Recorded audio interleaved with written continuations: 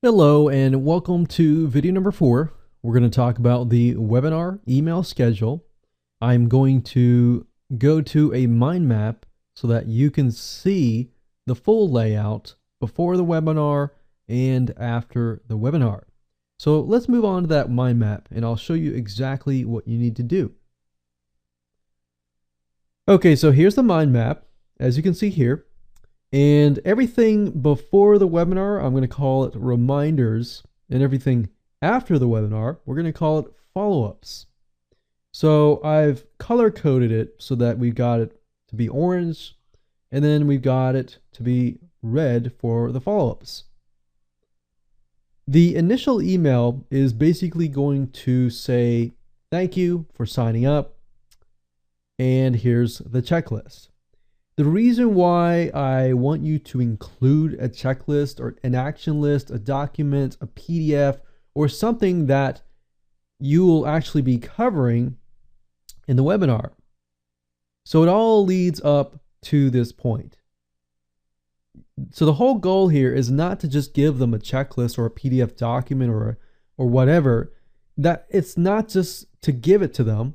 The whole goal is to get them to use it, to take those mini actions along the way, because when you pull out that checklist and they've already got that checklist done, they get to follow along and use exactly what they checked off, exactly what they did, whatever the homework was as part of the checklist or the document, which leads up into the webinar.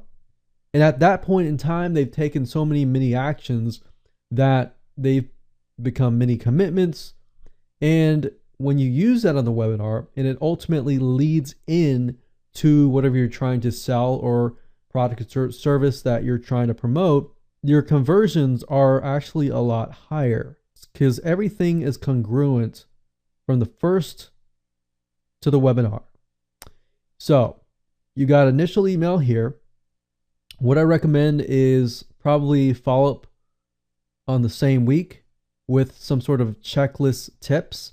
So you can tell them, hey, if you haven't had a chance to grab the checklist, here it is.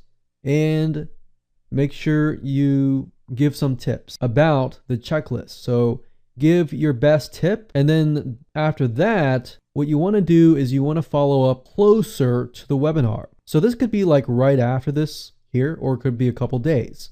And then right here, this could be a day or 2 days before the webinar. And then, of course, you want to have a 1 hour before the webinar, so that even though people have it on their calendars, people forget. I've done it. I'm sure you've done it. I'm sure many people have done it. And they're thinking, oh no, I missed it. So that definitely helps them.